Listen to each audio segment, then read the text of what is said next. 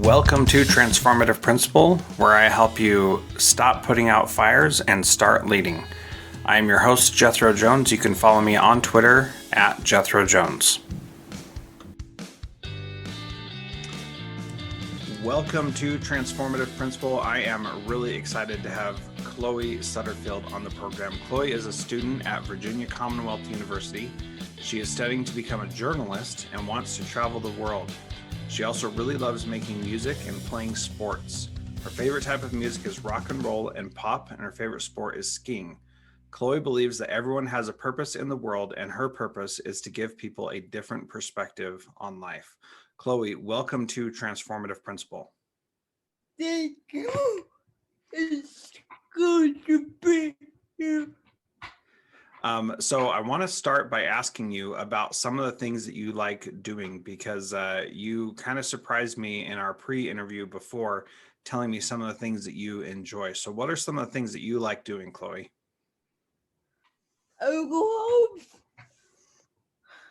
making music like my bio says, and playing all types of adaptive sports like power soccer and skiing and all that. Uh, I'm actually the captain of my power soccer team. So, yeah, I love it. Yeah, that's fantastic. Being able to do all those things seems like it may have been challenging. And what got you to where you are, and how's your mother influenced you? My mom is a huge part of where I am today because she has scheduled and taken me to all these sports and public speaking engagements, but I'm determined and doctor's appointments. My mom just a lot of stuff.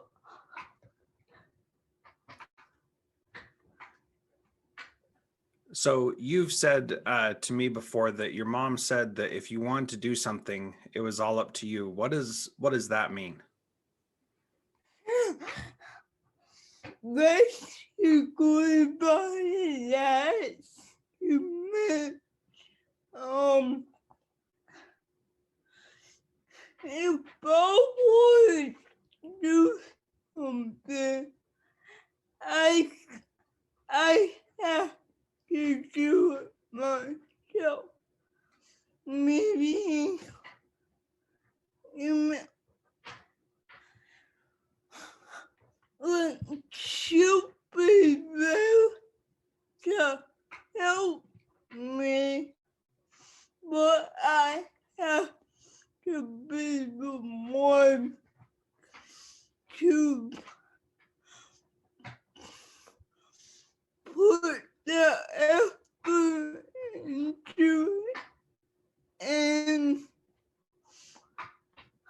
not give up on it.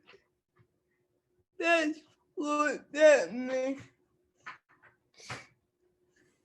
Well, it sounds like she's very supportive in taking you to sports when you were younger, and you're an adult now, and so you're making yourself do these things. And it sounds like she instilled this idea about doing things and staying committed and not giving up at a very young age, which I think is just super exciting.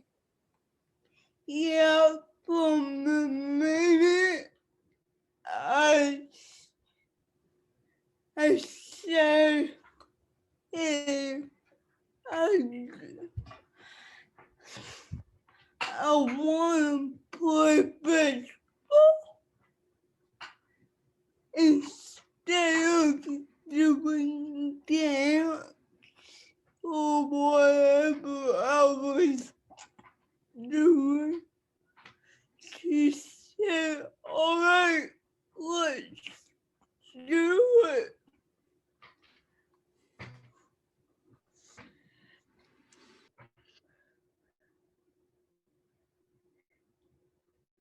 I imagine I was on mute. Sorry.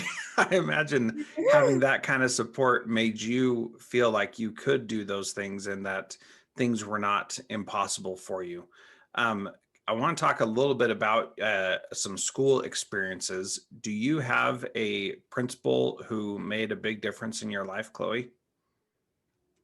Yes, my senior year of high school, we got a new principal, and his name was Mr. McConville, and he he saw me as a normal kid without a disability. Well, of course, it's visible, but like he spoke to me as a normal kid. And he would ask for my help with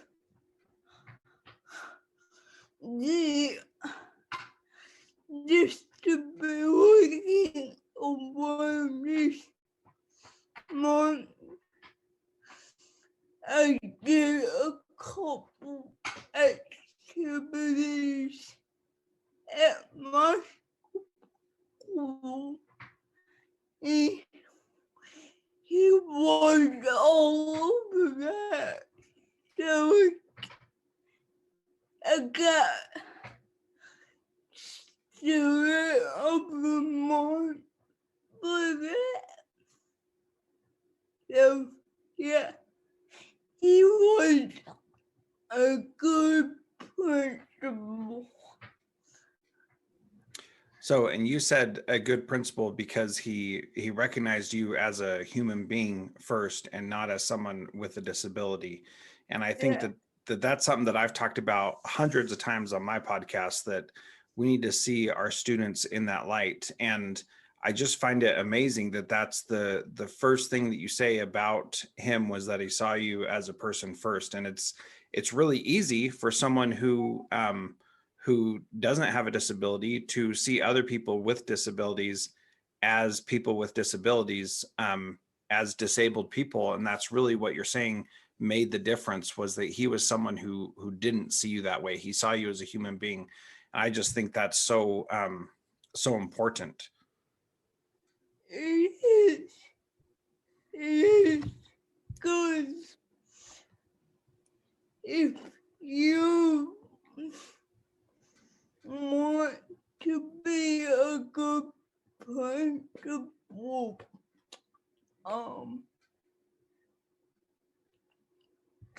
Treating everybody equally is a main part of that. Yeah, I think that is absolutely the truth. So you want to go into music and journalism, and those are two forms of communication. And I'm interested in hearing why you chose these paths and why we don't see more people with your communication style in these professions. Um, yeah, I chose this path. Well, first of all, I've been making music since I was 12 or 13. And I figured out that music can help me get my voice out there and get my point across, because if I just talk, a lot of people don't understand me, or they're too busy to take the time and listen. But if I figure out if I added music into the equation, a lot more people will take the time and listen to a song versus just listening to my voice. So that's what music came into play. And I went into journalism because I can write about music that other artists have made, and I can help them get their point across. It's mainly all about helping people to understand whatever the message may be. Well, and what I appreciate about that, Chloe, is that you even though it's difficult for people to understand you sometimes, and even though people aren't always willing to take the time, as you mentioned, to listen to you, you still have something to say. And I think that those who do take the time to listen will be blessed for taking that time to listen. And and I know that in our brief conversations so far, I've already been inspired by what you have to say and the way that you carry yourself and what you're interested in. And those are things that if I didn't take the time to get to know you and understand what you're saying, I'd be missing out on that. And I think a lot of people don't understand that that is um, that's what we experience in life. And just because someone may have a different life circumstance than us doesn't mean that they don't have value and can't contribute value to what we're doing as well. Yes, I totally agree. So I want to ask you about how you've dealt with people who don't believe that you can do the things that you can do. And I admit, even I was surprised when you said that you were captain of your soccer team and that you like to go skiing and all the things that you do. So how do you deal with people who don't believe that you can do what you can do? I will, first of all, I learned that if I just told them that I can do all these things, chances are they're not gonna believe me. So I gave up on talking about it, and I just do it.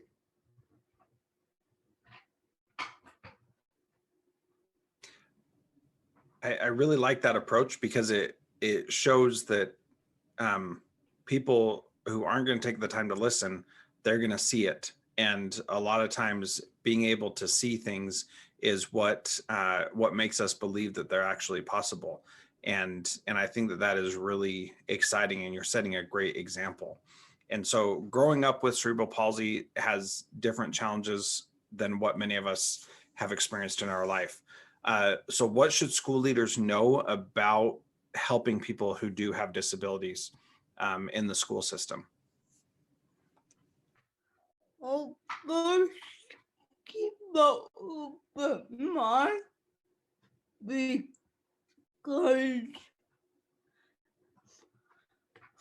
a lot of times none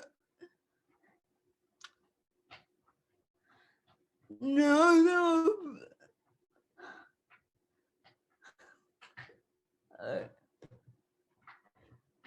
people have all different. Everybody's different. So don't go into a situation assuming things because you might not know exactly what's going on. So you have to have an open mind with everybody, even people who don't have disabilities.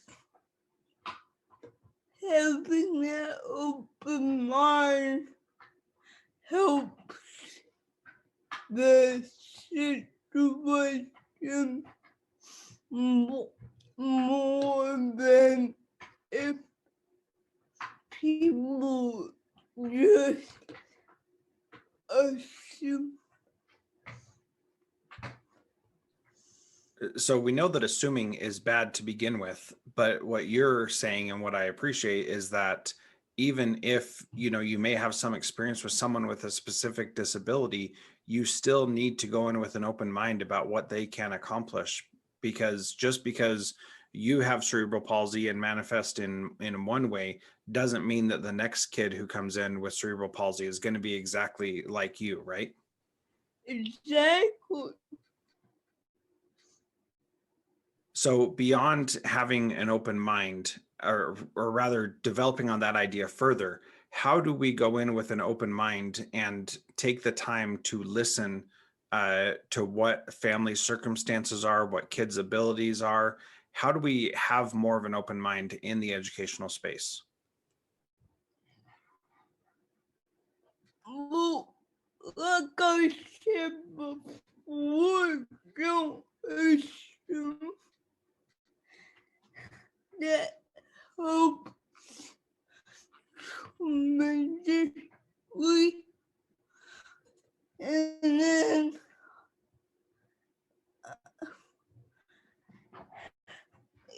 if you're not want what to say or how to go about a situation, ask questions. That's the best way you're gonna have knowledge of what's going on is if you ask questions. I think one thing that prevents school personnel from asking questions is that we don't want to be offensive in asking, things that could make us seem ignorant or make us seem like we don't know enough about the student. I think that fear of coming across that way could be an impediment to us. So how do we? How do you make it feel comfortable to ask questions and not just assume? How do you invite teachers and principals and your professors now in college to get to know you and your situation better?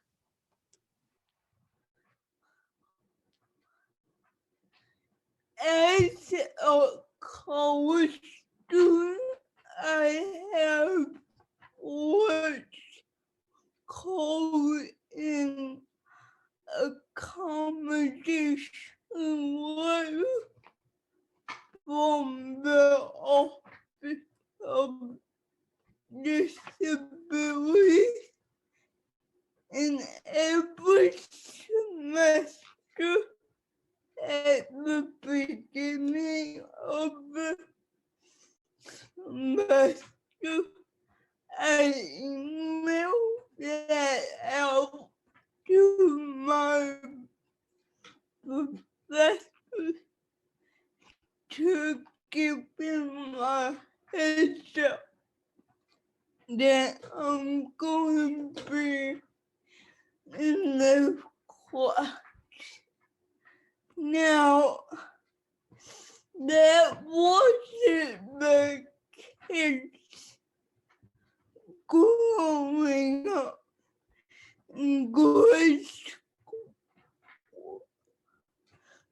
school. I have a IEP, and that was kind of like my accommodation letter. Now, it probably had a lot more stuff on it going in depth about my disability, and that probably helped teachers to know how to help me and interact with me. But those two things help me out as far as letting people know that I was going to be in the classes, and I think that helped the teachers and professors too.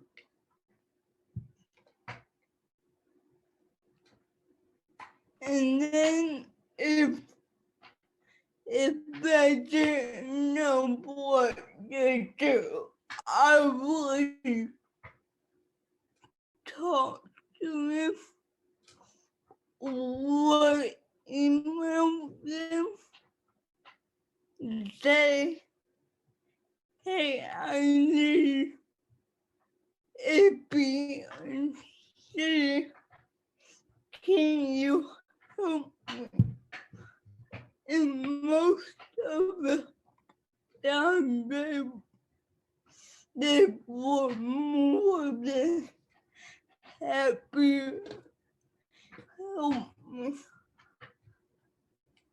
And I think that is the case most of the time, that people do want to help, they do want to support, and they just don't always know how to do it. So when I was in college, I took a class called Ancient Greek, or it was called New Testament Greek. And there were only about 6 or 7 of us in the class, and we met in a conference room.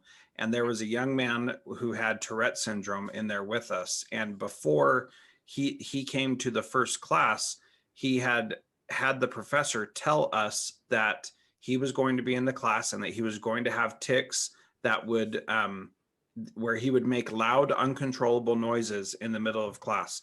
And we were in a small conference room. You know, there are only 6 or 7 of us, not very many. And he wanted people to know beforehand what to expect while he was there.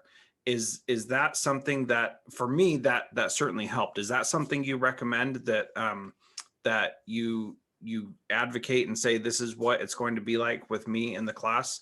Or do you just wait for people to experience you firsthand? I've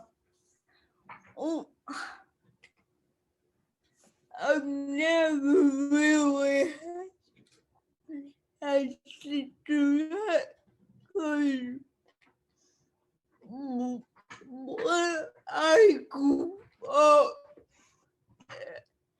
everybody knows everybody, and everybody knew me. If I didn't know me, they knew of me. And so I think that really helped my situation. Now in college, like I said, I sent out that one saying that I have CP and that I'm in a wheelchair, but I don't expect professors to announce that to the class, because I'm just like every other student. I'm just a little bit different.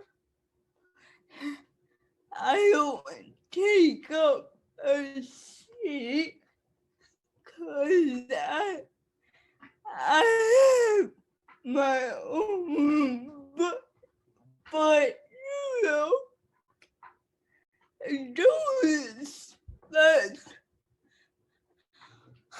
my professors to announce it in front of the class. No. Now, for other people, it might be helpful because of their situation, but I never found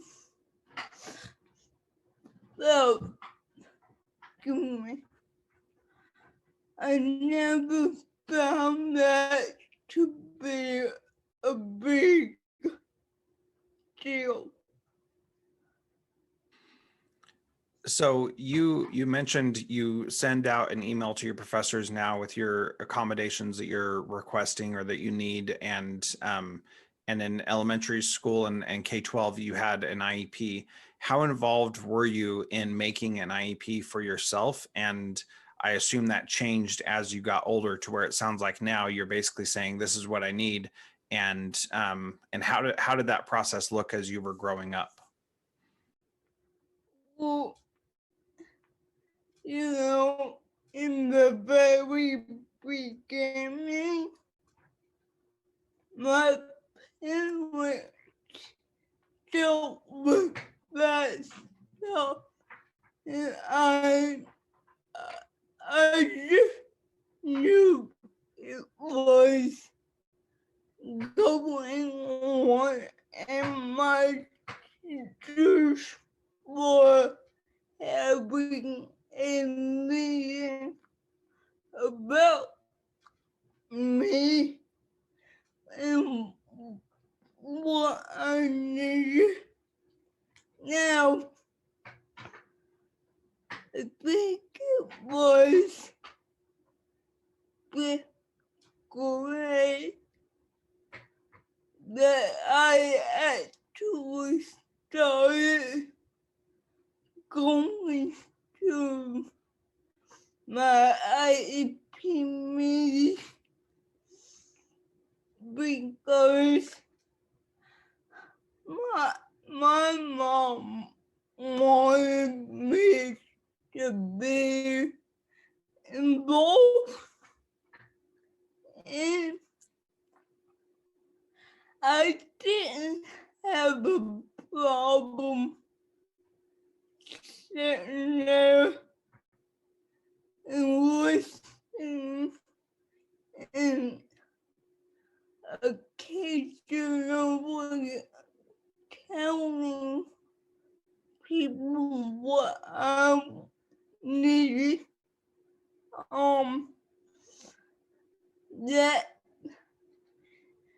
That advanced more and more, and I would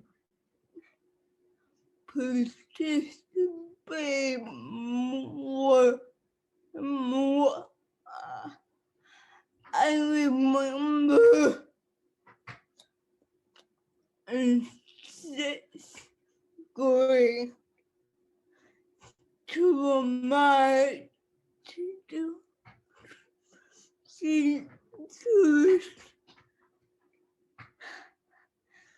was giving me a hard time, and they weren't really following my IEP at all. So I wrote a letter to my case manager because I was so angry that I couldn't speak it. And so my case manager asked if it was okay that she read it loud in my IEP. I said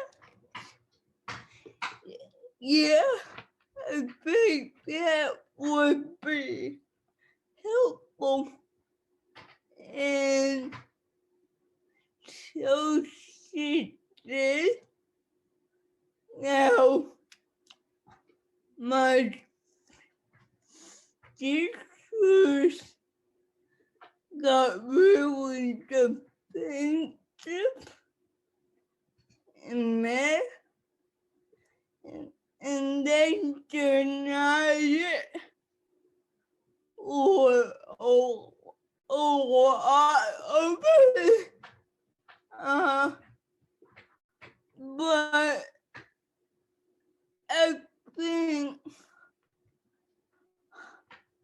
my kids manager believe me, and so that was really the first time I really spoke up in my IEP. And then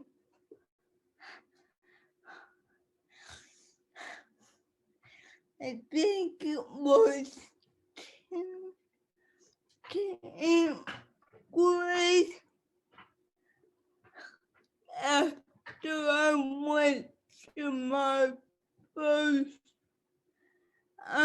determined summit. I created a PowerPoint saying, this is what I need, and these are the accommodations I really need.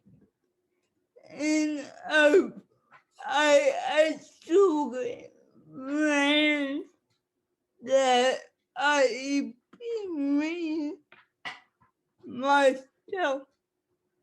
So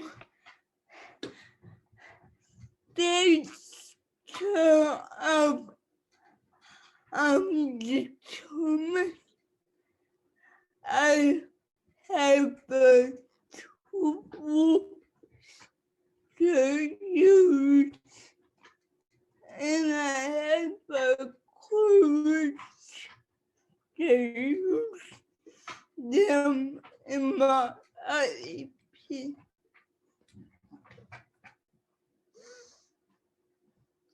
Well, I love that story that you shared about speaking up in your IEP meeting when you're in fourth grade. And I think that for any fourth grader to say, this is what I need and this is what's going on.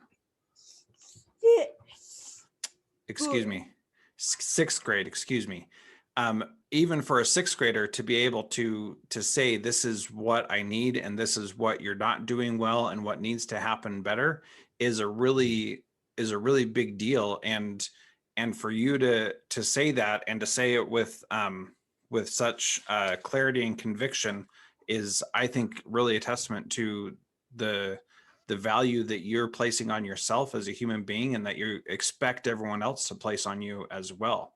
And, you talked about going in with an open mind and not assuming things. And there's still going to be barriers even when people have an open mind and don't assume things. So how do you manage when the barriers pop up and you're still faced with them? What do you do when those barriers are there? I figure out a way to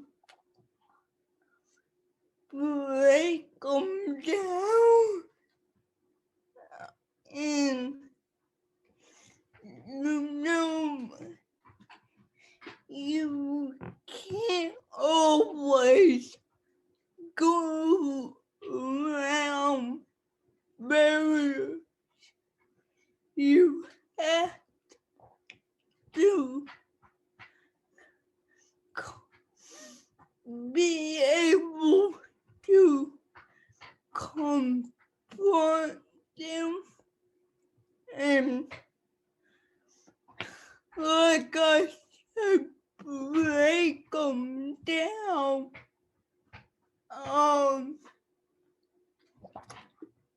I know I've done that, not just in school, but throughout my entire life. I've had barriers, and I've had to break them down, because there was no way to go around them.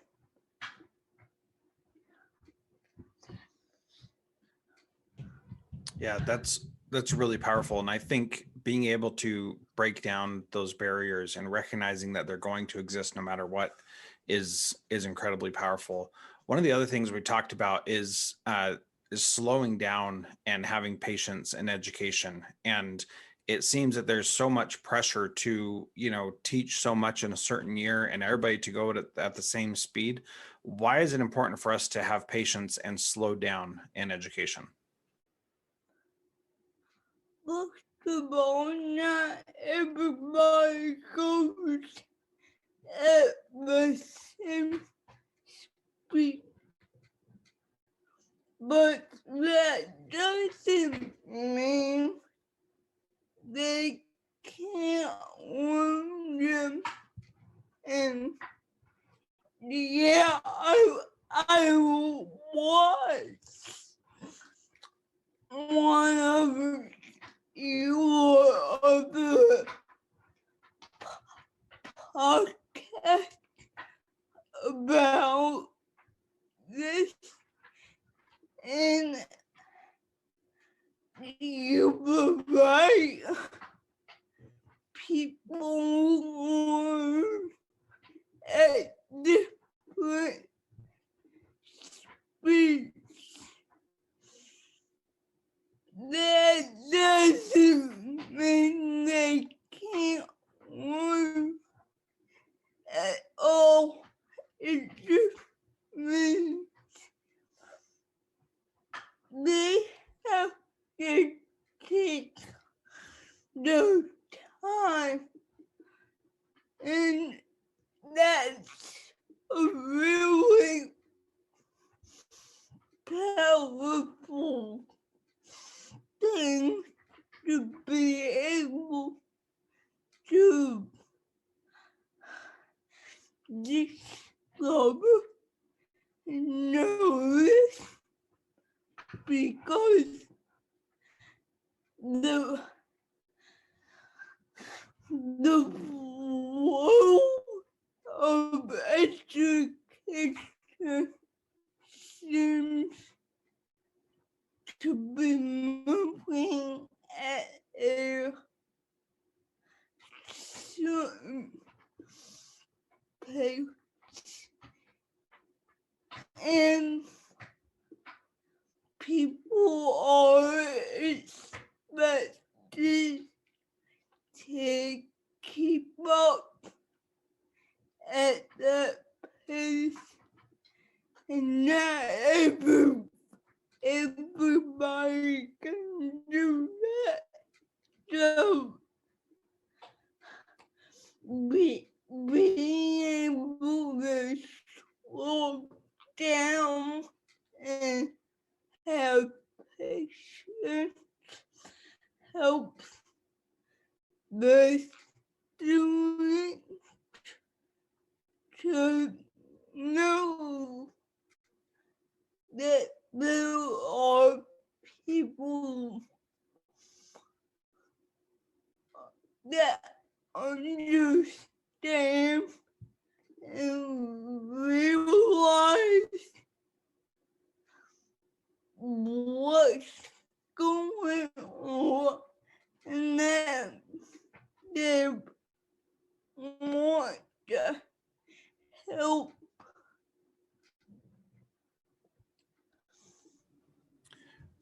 and when you talk about that, you make me think about how we all have this potential inside of us, and a school's curriculum is not determined based on who those kids are that are there. It's not determined based on what those kids actually need.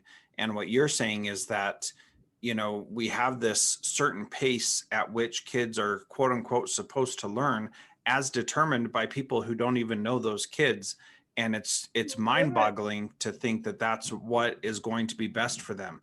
And what it sounds like you're advocating for is that we take the time to go as fast as every kid is able to go, and to not try to make them go faster than they're capable of. And I love that approach, because I think that that is good for every single kid and not just for some kids. Whereas our current system is good for kids who don't have disabilities, don't have struggles, don't have difficult home lives.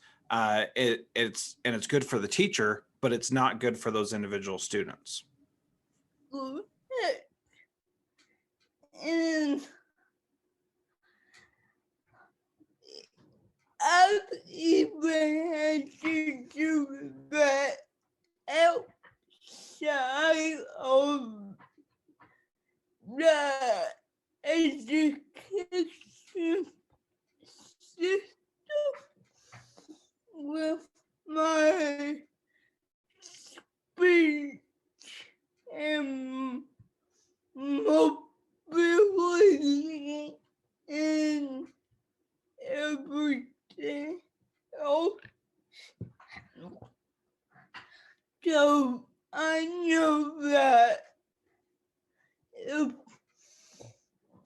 a certain way doesn't work, what is it going to work? That I have to take a different approach about it. And more way or another, the end result is the same as it would be I, if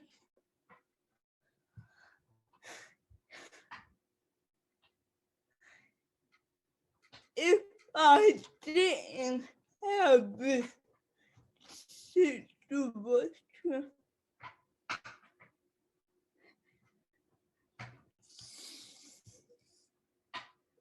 So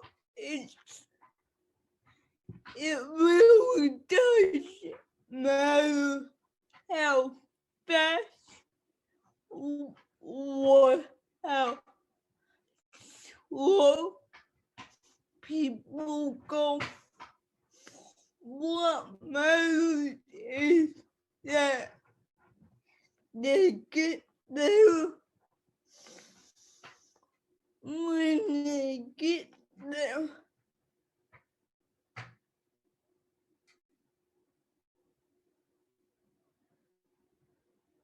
I just love that comment. It doesn't matter how fast people go, it just matters that they get there. I really appreciate that. And I think that is something that we all need to hear, especially now with all the challenges that we have in our world. More important than ever is us recognizing where each individual student is at and meeting them there, and not leaving them in the dust because we think they aren't capable.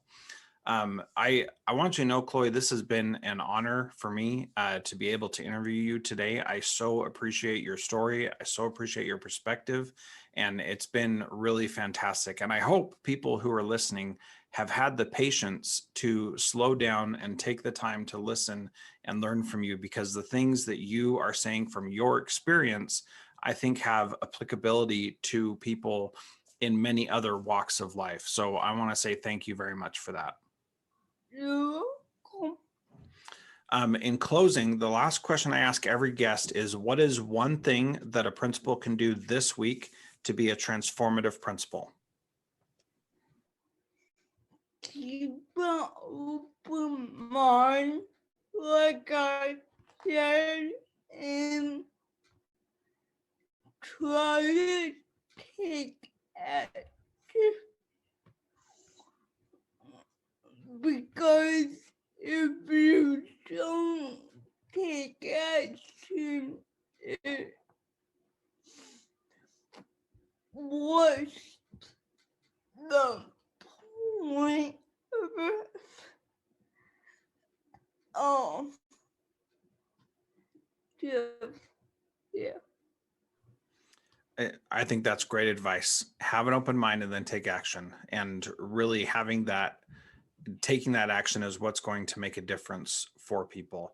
Again, Chloe, thank you so much for being here. Thank you for being part of Transformative Principal. It means the world to me that you take the time to do this. You're welcome. Thank you for inviting me. Yeah.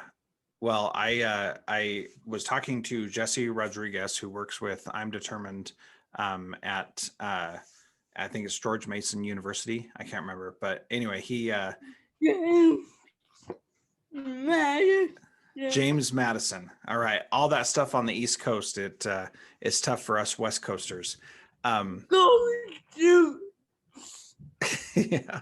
So when I talked to Jesse and wanted to have him on the podcast to talk about I'm Determined, he said it would probably be better if you speak with one of our mentors, which is Chloe. She would be a great guest, and he was absolutely right. And so I want to thank him. And at some point we'll have an interview with him and he'll talk about the program overall. But we kind of just breezed by that. And I just want to mention that you said that because of I'm Determined, you had the tools to be able to advocate for yourself. And I think that is really important as we're finding ways to help kids advocate for themselves with or without disabilities. We need to find those organizations that are going to help them do that. Yeah, I'm determined has changed my life in a lot of different ways, and it's kind of just me into the person I am today. It really gave me a voice and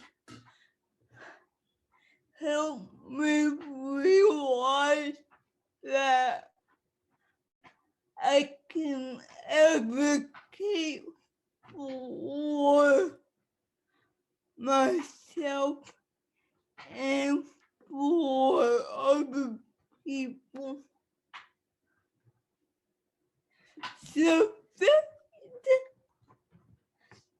thank you. I'm sure. Yes. Well, Chloe, thank you again so much for being part of Transformative Principal, and I really appreciate your time today. Thank you.